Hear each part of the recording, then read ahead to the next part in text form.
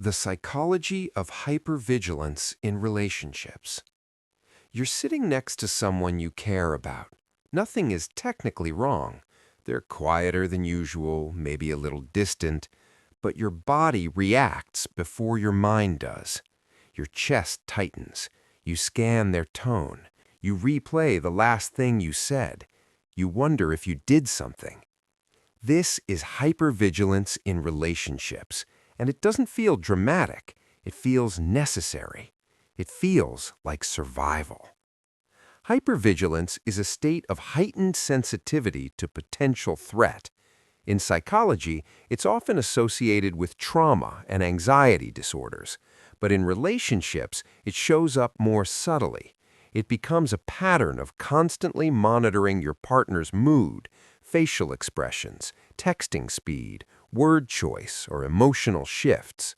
Not because you're obsessive, but because your nervous system has learned that connection can suddenly disappear. At a neurological level, hypervigilance is tied to the amygdala, the brain's threat detection system. When someone has experienced inconsistent caregiving, emotional unpredictability, or past relational trauma, the amygdala becomes more reactive. It flags ambiguity as danger. Silence isn't neutral, it's suspicious. A delayed reply isn't random, it's loaded. Research on attachment theory, originally developed by John Bowlby and later expanded by Mary Ainsworth, helps explain this. Individuals with anxious or fearful avoidant attachment styles often develop heightened sensitivity to relational cues. Their internal model of love includes instability, so they scan for early warning signs. They're not too sensitive, they are adapted to unpredictability. Hypervigilance often begins in environments where emotional safety wasn't consistent. Maybe affection was warm one day and withdrawn the next. Maybe conflict escalated quickly. Maybe approval felt conditional. Over time, the nervous system learns stay alert. And this alertness can look like reading micro-expressions constantly, overanalyzing short responses, feeling sudden dread without clear cause, needing reassurance but feeling ashamed for needing it, interpreting neutral behavior as withdrawal. What makes hypervigilance exhausting is that it runs quietly in the background. Even during calm moments, part of your attention is scanning. It's cognitive load. Neuroscience research on anxiety shows that individuals high in relational anxiety exhibit increased activity in brain regions associated with threat monitoring, including the anterior cingulate cortex. This area helps detect social pain, rejection, exclusion, disapproval. For a hypervigilant partner, small shifts feel amplified because the brain treats social disconnection similarly to physical injury. Studies have shown overlapping neural pathways between social rejection and physical injury. So when someone pulls back slightly, your brain doesn't categorize it as minor mood change. It categorizes it as possible abandonment. But here's where it becomes complicated. Hypervigilance can create the very instability it fears. When you constantly monitor, you may seek reassurance frequently, test your partner's closeness, withdraw preemptively, become reactive to subtle tone shifts. Your partner may then feel pressured, confused, or overwhelmed, which can lead them to actually pull back. This reinforces your original fear. A self-fulfilling loop forms. Psychologically, this is known as confirmation bias combined with attachment activation. When your attachment system is triggered, you interpret ambiguous cues in a threat-consistent way. You gather evidence for the fear already activated in your body. And because hypervigilance operates below conscious awareness, it feels like intuition. It feels like you're just picking up on energy. Sometimes you are. Humans are highly attuned to microsignals, but hypervigilance isn't just perception, it's perception amplified by fear. There's an important nuance here. Hypervigilance is not the same as being in an actually unsafe relationship. If someone is consistently dismissive, emotionally unavailable, or unpredictable, your alertness may be appropriate.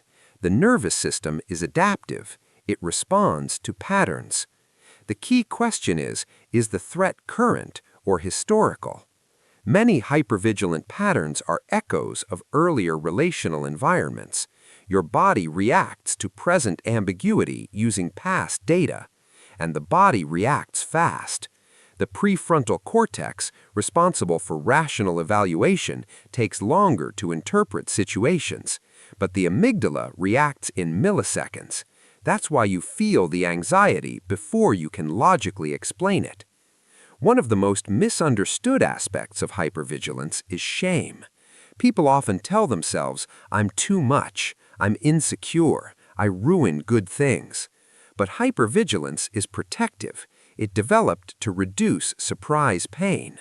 The problem is that constant monitoring prevents full relaxation in intimacy. True connection requires moments of psychological rest, the ability to not scan. Research on co-regulation shows that safe, consistent relational experiences can gradually calm an overactive threat system. When a partner responds predictably over time, the nervous system updates its model. But this takes repetition. It takes tolerating small uncertainties without immediately acting on them. It involves distinguishing between sensation and fact. For example, sensation, something feels off. Fact, they had a long day at work. Sensation, they're pulling away. Fact, they replied 2 hours later. Hypervigilance collapses the gap between sensation and conclusion. Healing expands that gap. This doesn't mean suppressing your anxiety. Suppression increases internal tension. Instead, it means noticing activation without immediately building a narrative around it. I feel activated right now, not they're about to leave. Over time, this builds what psychologists call earned security, a gradual reshaping of attachment patterns through corrective experiences. And it's slow, because hypervigilance is not a mindset flaw, it's a nervous system habit. There's also a paradox worth acknowledging. Hypervigilant individuals are often deeply perceptive. They notice subtle emotional shifts others miss. They care about relational stability. They value connection intensely. The goal is not to eliminate sensitivity. It's to reduce fear-driven interpretation. In calm, secure relationships, there is room for ambiguity. Not every silence is rejection. Not every mood shift is distance. Not every delayed response is loss. Learning this isn't intellectual, it's experiential. Your nervous system must experience consistency repeatedly before it stands down. And until then, your reactions are understandable. If you recognize yourself in this pattern, it doesn't mean you're broken. It means your system learned to survive unpredictability. Now, it may simply need new data. Not louder reassurance, not constant analysis, just steady, boring, reliable safety, experienced enough times that your body begins to believe it. And that belief doesn't arrive dramatically. It arrives quietly, one calm moment at a time.